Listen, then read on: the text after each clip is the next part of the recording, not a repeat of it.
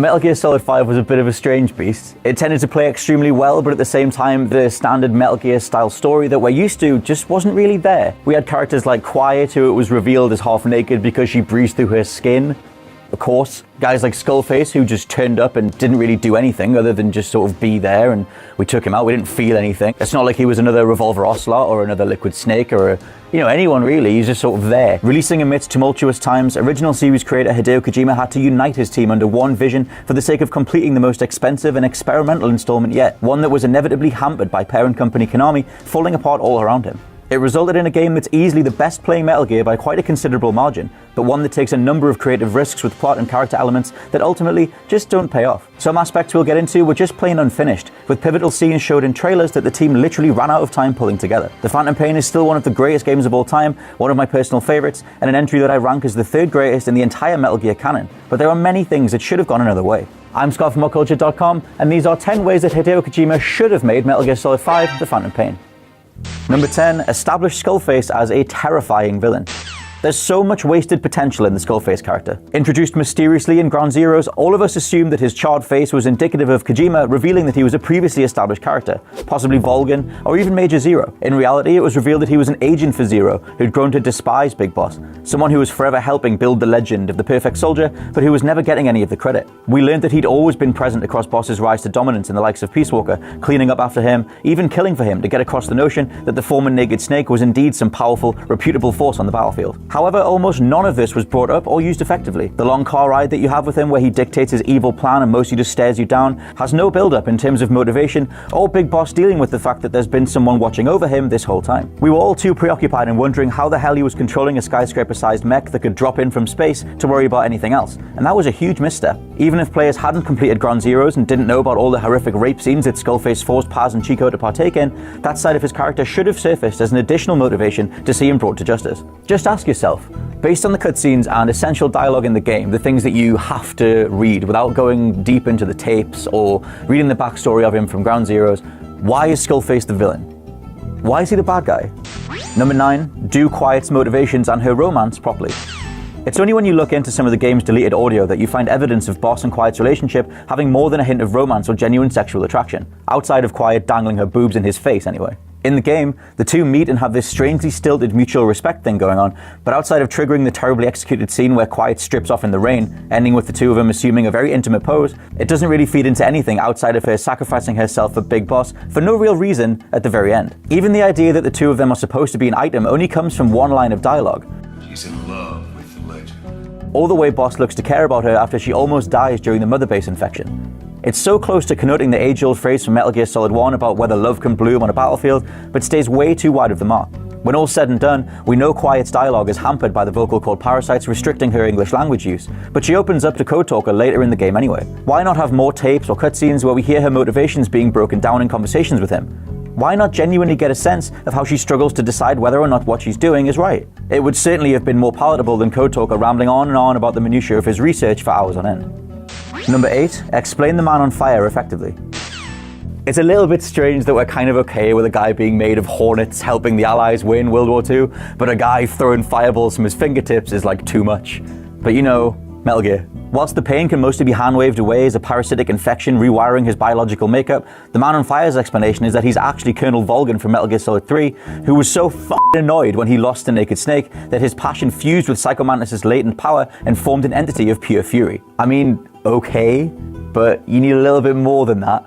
But even if you go with that, which is explained in cassette tapes not by Volgin himself, it's a stretch at best. Metal Gear Solid always had some sort of science-y explanation for its madness, even if that boiled down to nanomachines. Honestly, considering we're told the piece of shrapnel in Venom's head will cause hallucinations, I fully expected a rerun of the Man on Fire scenes, or anything ridiculous like the flying, flaming Moby Dick to get played back Fight Club style, where we'd get to see what was really happening. Instead, we just have to buy this origin story, and everything else that comes with it, which even if you can, leads to a terrible final confrontation where the Man on Fire is dealt with in a quick battle, and then a short cutscene, all without Snake remarking on any of it. A little, what the hell, goes a long way.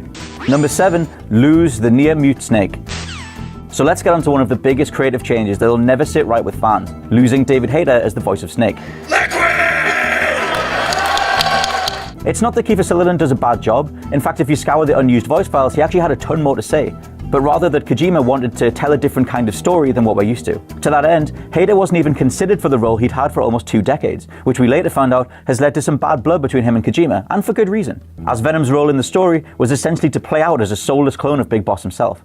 It works better in retrospect once you know the full picture, but it's still jarring when you're 1, used to Big Boss being a world-weary soldier with plenty to say, and 2, expecting basic communication between him and whoever else is in the room. Honestly, that opening exchange with him and Miller, you've just rescued the guys like your best friend, and you're hanging out in the helicopter, Miller says everything. It's just weird. Like, I know that they want to create this whole thing where Snake's this like silent badass, but you can't do it with a character that's already been steeped in culture. He is one of gaming's most well-known, most verbose characters, and then just make him a mute. It works after the endgame plot twist, which I'll get to, but at the same time, it's just, in the moment, the first time you played through it, you're just like, why isn't he talking? Why isn't he just saying something to someone at some point? You know, it's weird. This version of Venom is more just a cog in the story than a real character, which yes, is almost the point, but for every time there's a pronounced pause as characters continue to keep talking and Boss refrains from speaking or even really emoting, it just feels weird, to say the least. Number 6, show the downfall of Big Boss. In the run-up to release, we repeatedly saw images of Boss in a spiraling mental state, be it kneeling in a village following some harrowing event as he screamed in agony or distress, covering his face in the ashes of his fallen comrades, or even being completely soaked in blood, yet not really seeming to care. Trailers talked about how this game would be the missing link between the hero Big Boss we knew from Snake Eater and Peace Walker and the megalomaniacal warlord we'd kill in the original Metal Gear on the MSX. Thus, fans expected to see something that would trigger this supposed downfall, but it never materialized. The scene in the village was removed, and although the Ash scene comes after the infection at Mother Base, it doesn't seem to affect Boss whatsoever afterwards. The overly serious speech he gives about his soldiers' deaths feels completely out of place, and by the end of the game, the reveal that the real Big Boss was never affected by these actions in the first place means we have nothing to connect the dots as to why either of them ended up changing so much. Fans have argued that the real fall comes in Peace Walker as Big Boss establishes Mother Base as a nuclear superpower, but that's not what was advertised, and that's not what we got here. Number 5, what happened to Ocelot? Now personally, I didn't have a huge problem with Ocelot changing tact and ostensibly being a far nicer, more approachable and less conniving presence than the other games. I chalked it up to him forever switching sides, playing multiple people off against each other at once. You know, going off the whole final credits epilogue conversation that reveals his true intentions switcheroo. The real Big Boss is working separately from us to create his new nation. New nation? However, I assumed there was going to be some big twist later in the game that would once again shatter his allegiances, but the version we got was just a helper character. Nothing more, nothing less. In an interview with Metal Gear Informer, voice actor Troy Baker opened up about this, saying Kojima would get very stern-faced in the recording booth if Baker slipped into any persona reminiscent of the older Ocelot performances from Patrick Zimmerman or Josh Keaton. Why, when you've got Miller already on hand and set up as a helper, wasn't he the more easygoing guy? This would have left Ocelot as a financial benefactor who was necessary to running Mother Base, but who nobody really trusted. Way more in line with how we think of Ocelot. At some point, you have to draw a line under it all as a writer and determine if you're venturing so far away from a given character that it isn't really that personality anymore. Number 4, modifiers when replaying missions. One of the sad facts of life is that we may never see another proper Metal Gear. Because no, Metal Gear Survive isn't a Metal Gear game. It's about as much a Metal Gear game as Umbrella Corps is a Resident Evil game. They're just not. They're cash grabs, they're zombie, Steam, early access. And it's not that we need more original story necessarily, but we'll never get more levels and environments to use Phantom Pain's exquisite game engine on. Killing zombies and working as a team does not a Metal Gear game make, but the gameplay loop of managing your troops, clearing outposts, watching cutscenes, collecting weapons and items, drinking in the story, I put about 300 hours into it overall, and I still want more.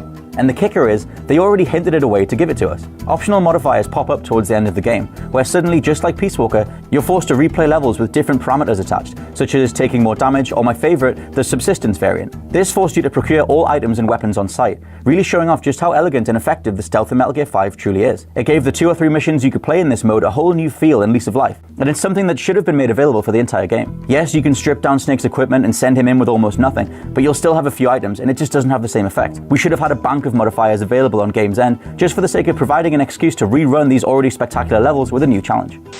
Number 3, make the Battle Gear playable. This one just reeks of Phantom Pain being kicked out the door unfinished, as midway through the story you'll get a cutscene where Huey Emmerich remarks that he can actually build you a new Metal Gear, a custom one, just for you. The scene finishes with him saying to keep checking back across your runtime, the assumption being that it'll be available eventually. Instead, this was another thing that was cut, as voice files from Ocelot dictate him describing the mech's abilities to Boss in what would have been a tutorial. The Battle Gear is an armored weapon developed to take on hostile bipedal weapon systems. You can alter its maneuverability by changing its posture. In travel mode, it's as nimble as a horse. Whereas in fire mode, you can move while keeping an eye on the area in front of you. It's armed with a railgun and a heavy machine gun. It's not that we needed another buddy alongside the 4 that we got, but having a cutscene that includes dialogue saying, "This thing will be ready soon," only for it to be resigned to a prop in your base and a menu prompt is just confusing. Where's my Metal Gear? Number 2, tie up Eli/Liquid Snake's arc. I'm going full on fan service for these last 2 points, but when you think about how much Kojima loves this stuff in, say, Metal Gear Solid 4, we had a bunch of obvious plot points that by all means should have been wrapped up in the Phantom Pain. As it stands, Metal Gear Solid 5 ends with Eli/Future Liquid disappearing with the devastating Sahelanthropus mech, only for us to assume that he bides his time for about 20 years until the Shadow Moses incident. It just doesn't add up, and that's entirely because the episode 51 cutscene that features the battle to render the machine useless isn't in the game whatsoever. Like, we're just supposed to believe that there's a huge sky, like the biggest mech you've ever seen in your life, just walking around like Africa. It's just there, it's just chilling. And no one sees it for like 20 years. And then all the events of the game that spring forth from the world discovering our Metal Gear after Metal Gear Solid 1, all the wreck stuff, all the plans getting scattered around, all the Ray stuff, that all comes later, despite the fact that one of the greatest machines of all time has been there for about 30 years before Metal Gear Solid even started. Sort of just breaks it, doesn't it? Resigned to a bonus disc as an unfinished cutscene, it at least sets up the gap in the timeline by noting that Mantis and a wounded Eli leave the battlefield to grow up together, before deciding they want another crack at world domination. For the game's events though, Eli pops up as the leader of some child soldiers, features a brilliant voice performance from Pierce Stubbs, gets mentioned in regards to being Boss's son, steals Metal Gear, and leaves. There's no motivation, no idea of who he really is. It's more fan service that he's in there at all, if his final scene's dangling plot thread wasn't so strong that it ends up hanging around the game's neck. We needed episode 51, and we needed something that cemented Eli's feelings for Boss, even at this early stage. Instead, he comes across as a kid doing their best Liquid Snake impression, before leaving and being forgotten about, even by Ocelot, who's supposedly going to reconnect with him in the near future to set up some future games.